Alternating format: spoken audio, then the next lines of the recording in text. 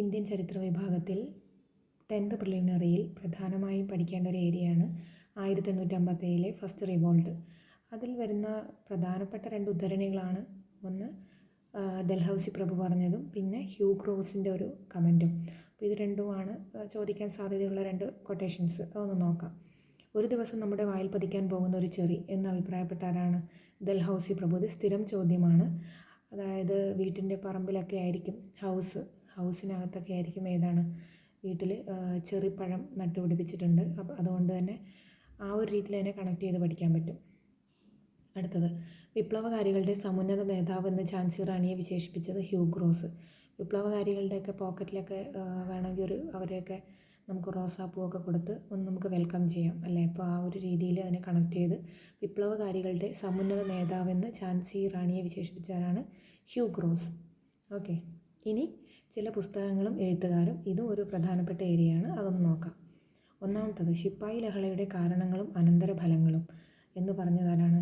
H മെഡ്. നമ്മൾ മെഡിസിനൊക്കെ കഴിക്കുമ്പോൾ അതിൻ്റെ ആഫ്റ്റർ ഇഫക്റ്റിനെ കുറിച്ച് ഞങ്ങൾ ചിന്തിക്കും. എന്താണ് അതിൻ്റെ റീസൺ, എന്തുകൊണ്ടാണ് നമുക്ക് ആ മെഡിസിൻ എഴുതിയത്, അല്ലെങ്കിൽ അതിൻ്റെ ആഫ്റ്റർ ഇഫക്റ്റ് എന്താണെന്നൊക്കെ. അപ്പോൾ എച്ച് മെഡാണ് ഏത് ബുക്ക് എഴുതിയത്? ശിപ്പായി ലഹളയുടെ കാരണങ്ങളും അനന്തരഫലങ്ങളും. അടുത്ത ബുക്ക് എന്ന് പറയുന്നത് the great rebellion, 1857 the great rebellion. The great എന്ന് പറയുമ്പോൾ തന്നെ കണക്ട് ചെയ്യാം. അശോക് മേത്ത. അശോകൻ എന്ന് പറയുന്ന ആരാണ്? ഒരു ഗ്രേറ്റ് എംപററാണ്. അപ്പോൾ ദ ഗ്രേറ്റ് റെബലിയൻ എഴുതിയതാരാണ്? Ashok Mehta.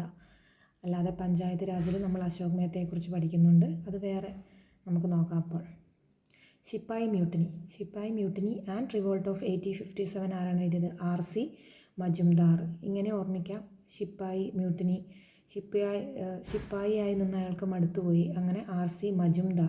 Majumdar sepoy mutiny, revolt 1857. മറ്റേത് രീതിയിലായാലും കണക്ട് ചെയ്ത് വെച്ചാൽ മതി. ബൈഹാർട്ട് പഠിക്കുന്നതിനേക്കാളും എളുപ്പം ഒരു കണക്ഷൻ കൊടുത്ത് പഠിക്കുന്നതായിരിക്കും. അടുത്തത്, ദ പെസൻറ്റ് ആൻഡ് രാജ് എഴുതിയതാരാണ്? Eric Thomas Stokes. പൈസയൊക്കെ നമ്മൾ എറിയാൻ പാടില്ല, എന്നാലും പൈസ എറിഞ്ഞെന്ന് ഓർമ്മിച്ചാൽ മതി. അപ്പോൾ the peasant and the Raj എഴുതിയതാരാണ്? Eric Thomas Stokes. സ്റ്റോക്കായിട്ടുണ്ടായ പൈസ എറിഞ്ഞെന്നൊക്കെ ഓർമ്മിക്കാം. അടുത്തത്, 1857 first war of independence, V.D. Savarkar. ആരാണ്? V.D. Savarkar. First war of independence V.D. Sarkar കയറിയ ഉടനെ ഫസ്റ്റ് വാർ എന്ന് ഓർമ്മിച്ചാൽ മതി.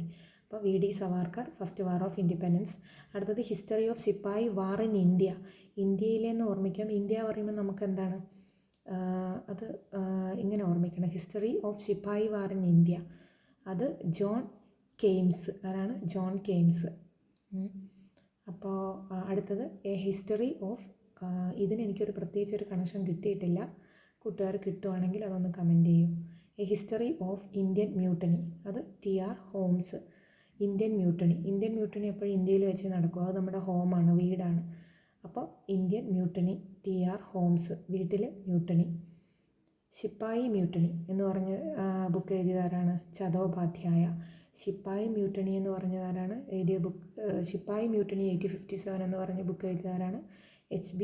ചതോപാധ്യായ. റെബല്ലിയൻ 1857 എഴുതിയത് P.C. ജോഷി എന്ന് പറയുന്നത് ഒരാൾ വലിയൊരു ബില്യനെയർ ആയിരുന്നു. അതുപോലെ കണക്ട് ചെയ്ത് വേണമെങ്കിൽ റെബല്ലിയൻ 1857 P.C. ജോഷി എന്ന് ഓർമ്മിക്കാം.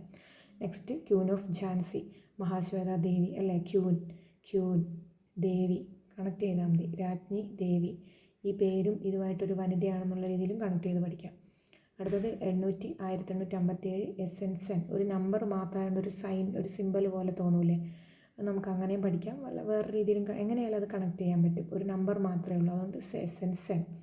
നെക്സ്റ്റ്, ഇന്ത്യൻ സ്വാതന്ത്ര്യ സമരങ്ങളുടെ ചരിത്രം, വളരെ ഇമ്പോർട്ടൻ്റ് ആണ്. താരാചന്ദ്. ഇത് പ്രീവിയസ് സ്ഥിരം ചോദിക്കുന്ന ഒരു ക്വസ്റ്റ്യനാണ്. ഇന്ത്യൻ സ്വാതന്ത്ര്യ സമരങ്ങളുടെ ചരിത്രം, താരാചന്ദ്. അതേപോലെ ഈ 1857 first war of independence V.D. Savarkar. രണ്ടും നന്നായിട്ട് ഓർമ്മിച്ച് വയ്ക്കുക. ബാക്കിയുള്ളതും കൂടെ ഒന്ന് നോക്കുക. Thank you.